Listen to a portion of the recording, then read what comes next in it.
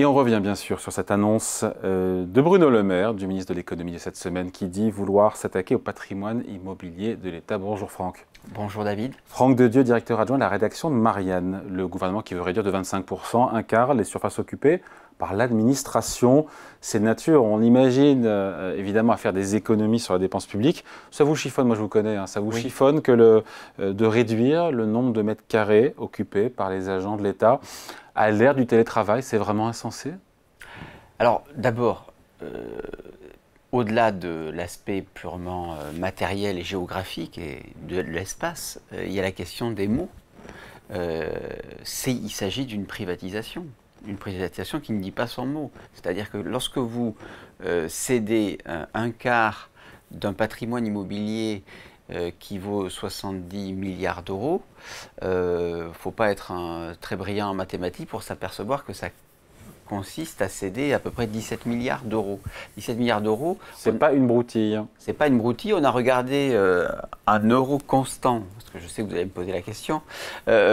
Édouard Balladur avait les privatisations de 93. 86, les premières. Oui, les premières. 86-88, c'était un peu plus, mais enfin ça représente déjà 60% des privatisations Balladur. C'est la privatisation, je dirais, estampillée Macron, la Française des Jeux, c'est 7 fois, 8 fois moins que la privatisation des actifs de l'État qui s'annoncent. Alors, est-ce que ça... Bien sûr qu'il faut bien sûr faire un peu de ménage, probablement, hein, dans les actifs immobiliers, les bâtiments, les terrains qui sont détenus par l'État. Maintenant... le fait d'inciter les fonctionnaires à se pousser davantage, je pense qu'un service public, c'est aussi quand même être en contact avec le public. Donc la question du télétravail se pose peut-être avec moins d'acuité, moins de facilité technique que dans le privé. Ça, premièrement. Deuxièmement, ça reviendrait quand même, puisqu'il a parlé de passer de 24 mètres carrés. Oui, par agent. Alors, 24 mètres carrés, c'est la moyenne du privé. Ouais. Non, pardon, c'est la moyenne par agent et la moyenne du privé est de 16 mètres carrés. Donc, si on se mettait, je dirais, selon les mêmes standards du privé, ça amènerait à se pousser un peu plus, soit à faire du télétravail, mais peut-être, au fil du temps, ce flex-office, ça amène à se serrer davantage dans des locaux publics. Je veux dire, s'il y a bien une profession qui depuis 40 ans, une catégorie qui depuis 40 ans n'a pas vu son salaire augmenter, qui ne vit pas dans des palais, dans l'exercice de leurs fonctions et probablement chez eux aussi, parce qu'ils ont, avec la rémunération des fonctionnaires de catégorie B ou C, vous avez quand même peu de rémunération. Donc je trouve que c'est un coup de plus porté aux fonctionnaires qui, on a beau les applaudir au moment du Covid, une fois que c'est passé, on prend des mesures pour leur rendre la vie au quotidien plus difficile. C'est un peu regrettable et sans véritablement le dire. Donc 17 milliards d'euros en tout cas, potentiellement, ce que ça pourrait représenter. Pourquoi, encore une fois, le timing de cette annonce? Il y a des gages à donner, encore une fois, on sait que c'est tendu sur les marchés obligataires, sur les financements des États. La France aussi, rien de dramatique, mais quand même, on sait que Standard & Poor's doit, dans les prochains jours, hein, rendre son verdict sur la qualité de la note, enfin la note de la qualité de crédit de la dette française. Est-ce que tout ça est le fruit du hasard? Bah, bien sûr que non. C'est-à-dire que je crois que c'est le 1er décembre qu'on va avoir ce verdict. Et évidemment, vous avez à la fois la Commission européenne qui exerce une pression. Elle a été, la France ainsi que la Finlande, la Croatie, la Belgique ont été tensées ces derniers temps. À juste titre, on est à 5% de déficit public, là où la zone euro est à 3%. Donc oui, nos partenaires européens nous demandent de faire de petits efforts aussi. Hein. À juste titre. Il faut savoir quel est l'objectif en fait de la Commission. Est-ce que c'est de respecter des dogmes bêtes et méchants ou de regarder quelle est la croissance? Parce que j'ai regardé un petit peu la croissance de la zone euro parmi ceux qui respectent, qui qui ne se font pas taper sur les doigts par la Commission, et en particulier l'Allemagne, il y a un taux de croissance qui est très faible depuis les 4 dernières années. La France en sort un peu mieux. Ce que je veux dire par là, c'est que l'objectif est quand même de créer des emplois, de créer de la croissance. C'est pas de tenir bêtement des critères. Et ça nous amène sur un autre débat, pardon, je m'éloigne. C'est effectivement, vous avez une pression qui s'exerce par la Commission européenne par multiples canaux, y compris réglementaires, puisqu'il est question de retravailler les critères de Maastricht, et puis également des marchés financiers, parce que ce qu'attend Bruno Le Maire, c'est de ne pas voir sa dette se déprécier, se dégrader, et donc ses taux d'intérêt augmenter. Et la charge d'intérêt qui est en train d'augmenter très sérieusement. Voilà. Et je crois 10 milliards d'euros de charge d'intérêt en plus sur un an. Alors c'est vrai que c'est... Alors, il faudrait aussi savoir quelle est la responsabilité des des obligations indexées sur l'inflation. Parce que ça, je vous suggère, David, peut-être en avez-vous déjà fait des rubriques, c'est pas impossible. Non, on n'a pas parlé, mais c'est vrai qu'il y a un morceau du portefeuille d'obligations de l'État qui est indexé sur l'inflation. Et donc du coup, ça amène... Qui coûte plus cher. Et qui coûte plus cher. Et à un moment donné...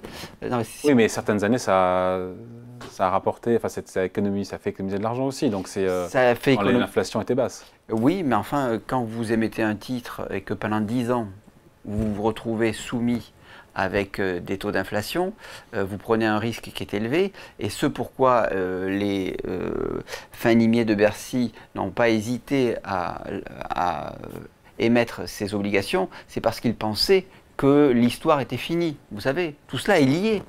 C'est-à-dire, ouais, ça y est, c'est la fin de l'histoire, on ne reverra plus jamais d'inflation, ça y est. Bon, non, mais en fait, l'histoire est dramatique, et l'histoire fait son retour. Et donc, ça a forcément des effets sur l'inflation, sur les taux d'intérêt.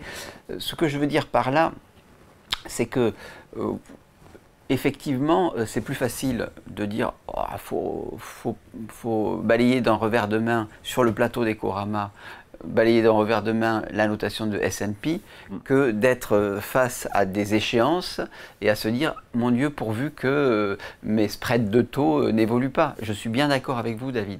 Mais il faut savoir que nous nous sommes mis dans cette situation. Si nous nous sommes mis dans cette situation, peut-être c'est parce que nous avons utilisé la monnaie et l'émission de dette comme une facilité, mais c'est aussi parce que le système économique, les contraintes budgétaires, pardon, pas budgétaires. Parce que budgétaires, on ne les respecte pas. Les contraintes, je dirais, d'indépendance de la Banque Centrale Européenne, pour dire les choses. Voilà. On ouvre un autre sujet. Là. Voilà, non, mais si vous voulez, vous êtes dans un système où vous avez privatisé votre dette, où vous avez confié à des institutions privées le soin de vous financer et le soin de vous noter. Comme le font l'ensemble des grands pays occidentaux. Et bien, à partir du moment où vous avez fait ce choix, effectivement, vous êtes soumis à cette correction. Alors, on peut discuter de cette correction, mais on peut aussi discuter du choix antérieur, qui est un choix beaucoup plus systémique. On peut aussi discuter des choix qui nous ont amenés à 110% de dette publique rapportée au PIB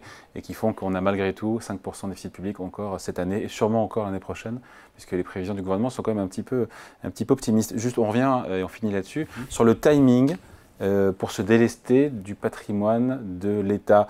Le timing à l'heure du retournement du marché immobilier n'est peut-être pas non plus le meilleur. Oui, alors je vous faisais la remarque, la comparaison avec Édouard Balladur qui commence à privatiser, développer un actionnariat populaire au moment où il prend le krach de 1987, eh bien je me dis, mais pourquoi effectivement mettre sur le marché au moment où les prix de l'immobilier sont quand même malmenés et apparemment ça va durer, en plus de l'annoncer, on va mettre 25% des actifs sur le marché. Alors évidemment ça se fera au fil du temps, hein, évidemment, mais enfin le moment est très mal choisi.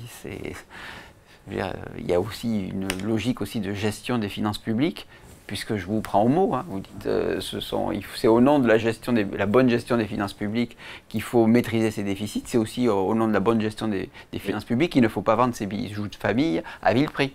Voilà. Qu'est-ce qu'on peut lire sinon dans le nouveau numéro En économie, nouveau numéro de Marianne qui est disponible en kiosque? Alors, en économie, je vous en ai parlé de ce numéro, de ce titre-là. Oui, nous avons quelque chose aussi sur les assureurs, où on est peut-être rentré dans un monde où il est de plus en plus cher structurellement de s'assurer. Du fait du dérèglement climatique. Des règlements climatiques, de la violence aussi, puisqu'on l'a vu lors des émeutes, ça a eu des effets pour les assureurs. Donc effectivement, on est rentré dans un univers d'assurance chère. Ouais. Et d'ailleurs, durablement. vous avez des compagnies d'assurance qui ont déjà annoncé la couleur en disant 2024, vous allez payer très cher. Ouais. Et encore, il y a pire, il y a aux États-Unis où certains assureurs refusent d'assurer certaines maisons qui ne sont pas dans des zones exposées effectivement aux risques climatiques. On n'en est pas encore là en France. Je peux vous montrer la une. Oui. Voilà, la dérive Mélenchon racontée par ses proches. Voilà, ça devrait intéresser ça, à lire ce week-end tranquillement dans le magazine Marianne. Merci Franck. Franck Dedieu, directeur adjoint de la rédaction de l'hebdomadaire. Merci. Merci.